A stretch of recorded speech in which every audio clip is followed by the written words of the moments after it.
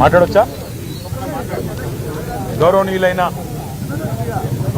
తెలంగాణ రాష్ట్ర గవర్నర్ గారిని ఈరోజు కలిసి ఈ రాష్ట్రాన్ని ఈరోజు మొత్తం కుదిపివేస్తున్న సింగరేణి బొగ్గు గనుల కుంభకోణం విషయంలో సవివరమైన నివేదిక, సవివరమైన విజ్ఞాపన పత్రం మా పార్టీ తరపున గౌరవ శాసన మండలి సభ్యులు, పార్లమెంట్ సభ్యులు, శాసనసభ్యుల బృందం, మా సీనియర్ నాయకుల బృందం అందరం కూడా కలిసి వారికి ఒక వివరమైన విజ్ఞాపన పత్రాన్ని రాష్ట్రంలో జరుగుతున్న అవినీతి, ముఖ్యంగా సింగరేణిలో జరుగుతున్న దోపిడీ విషయంలో వారికి అందజేయడం జరిగింది. సింగరేణిలో అవినీతి జరుగుతున్నదని ఆధారాలతో సహా మా శాసనసభ పక్ష ఉపనాయకులు, మాజీ మంత్రి పెద్దలు హరీష్ రావు గారు పత్రికా సమావేశం పెట్టి ఆధారాలతో సహా బయటపెట్టినప్పటి నుంచి కాంగ్రెస్ పార్టీలో వణుకు మొదలైంది. మీడియా కూడా మాకు సహకరించి ఈ కుంభకోణాన్ని పూర్తి స్థాయిలో బట్టబయలు చేసేసరికి పాలకుల గుండెల్లో రైళ్లు పరిగెడతా ఉన్నాయి. కేవలం మాట్లాడడమే కాదు, ఆధారాలతో సహా మరి ఈరోజు పూర్తి స్థాయిలో ఈ కుంభకోణాన్ని బట్టబయలు చేసినాం. సరిగా దాన్ని డైవర్ట్ చేయడానికి, ప్రజల అటెన్షన్ని దృష్టి మళ్లించడానికి విచారణ పేరిట ఇవాళ ఒకరి తర్వాత ఒకరిని పిలుస్తున్న విషయం కూడా మీకు తెలుసు. ఇవాళ సీఎం అంటే తెలంగాణలో చీఫ్ మినిస్టర్ కాదు, సీఎం అంటే కోల్ మాఫియాకి నాయకుడిగా ఇవాళ రాష్ట్ర ప్రజలు, ముఖ్యంగా సింగరేణి కార్మికులు భావించే పరిస్థితి వచ్చింది.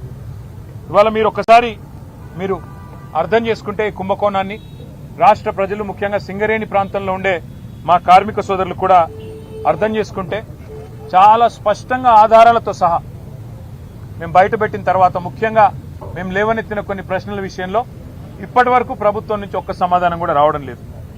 ఇక ఇట్లాంటి ముఖ్యమైన గంభీరమైన సమస్య విషయంలో స్పందించాల్సిన ముఖ్యమంత్రి గారేమో అప్పుడప్పుడు ఫుట్బాల్ ఆడుతున్నాడు సింగరేణితో, లేదా ఇవాళ విదేశాల్లో తిరుగుతూ ఏదో పాఠాలు నేర్చుకుంటున్నా అంటూ పోజులు కొడతా ఉన్నాడు. కానీ నేను వారికి గుర్తు చేస్తా ఉన్నా, ఏ వయసులో ముచ్చట ఆ వయసులో జరగాలి. చదువుకోవాల్సిన టైంలో చదువుకోక ఇప్పుడు చదువుకుంటానంటే ఏం వస్తుందో ఒకసారి వారు కూడా ఆలోచించుకోవాలి. మీరు 10 కోట్ల రూపాయల సింగరేణి నిధులు, సింగరేణి సంస్థకు సంబంధించిన నిధులు దుర్వినియోగం చేసి మీరు ఫుట్బాల్ ఆటకి, ఈ రాష్ట్ర ప్రజలతో మీరు ఎలాగో ఫుట్బాల్ ఆడుతున్నారు, కానీ సింగరేణి సంస్థతో కూడా ఫుట్బాల్ ఆడుతూ 10 కోట్ల రూపాయలు దుర్వినియోగం చేసి ఈరోజు ఆ సంస్థకి తీరని అన్యాయం చేసింది ఇవాళ రేవంత్ రెడ్డి గారు. ఒక్క స్కామ్ సంబంధించి ఇన్ని ఆధారాలు బయట పెడితే కూడా ఒక్క స్కామ్ సంబంధించి కూడా ఇప్పటివరకు పాలకుల వైపు నుంచి సమాధానం లేదు.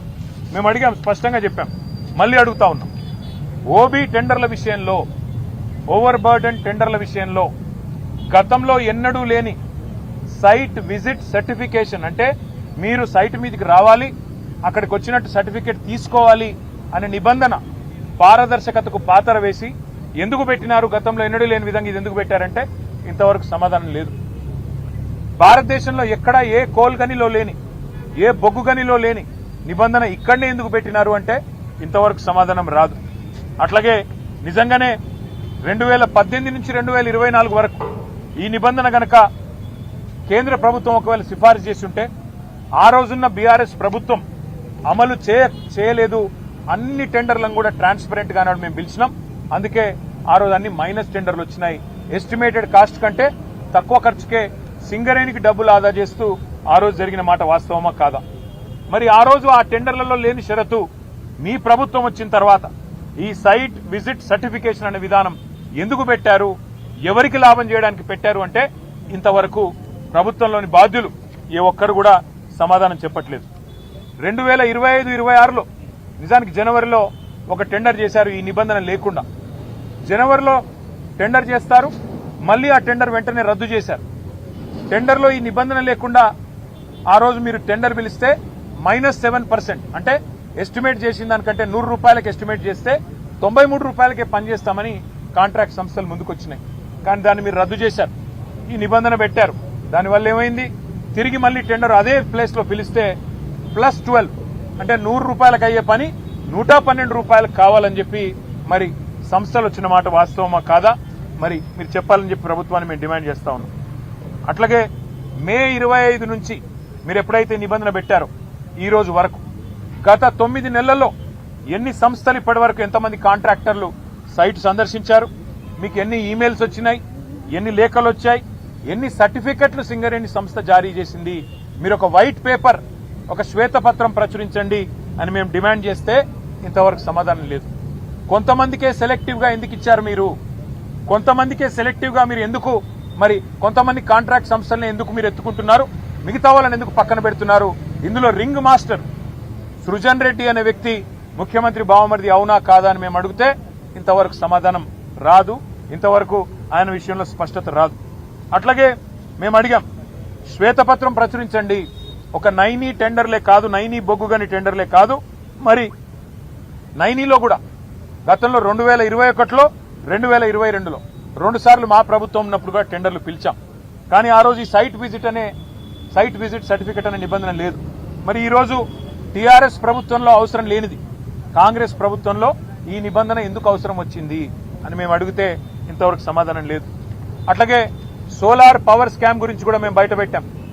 భారతదేశంలో ఎక్కడైనా మెగావాట్ కు 2.5 నుంచి 3 కోట్లలో ఇవాళ సోలార్ లో నిర్మాణం జరుగుతూ ఉన్నది. సింగరేణిలో ఒక director G V Reddy, director V K Srinivas, ఈ ఇద్దరు కూడా ఇది 30% అదనం ఎందుకు పెడుతున్నారు, ఖర్చు ఇంత పెట్టాల్సిన అవసరం లేదు, జిలెటిన్ స్టిక్స్ మీద ఎక్స్ప్లోజివ్స్ మీద 30% ఎందుకు పెంచారు రేటు అని చెప్పి వాళ్ళు డైరెక్టర్లు నిలదీస్తే బోర్డులో వాళ్ళ మీద యాక్షన్ తీసుకున్నారు తప్ప కాంట్రాక్టర్లకు లాభం చేసే పనిలో మాత్రం కాంగ్రెస్ పార్టీ వెనుకకు తగ్గలేదు.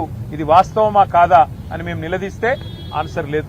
అన్ని విషయాలు ఇవాళ గవర్నర్ గారి దృష్టికి సవివరంగా మరి పెద్ద ఎత్తున మేము తెచ్చాము. బెదిరించి రింగు చేసి కాంట్రాక్టర్లను ఒక రింగు చేసి ఇవాళ ప్రజాధనాన్ని, ఇది ప్రజాధనం ఎందుకు అంటే సింగరేణి కాలరీస్ అనే సంస్థ 51% ఓనర్షిప్ తెలంగాణ ప్రభుత్వానిది, 49% ఓనర్షిప్ కేంద్ర ప్రభుత్వానిది. మరి ప్రభుత్వాలది ఉన్నప్పుడు ప్రజలదే ఈ సొమ్ము మొత్తం, సింగరేణి కార్మికులదే ఈ సొమ్ము మొత్తం.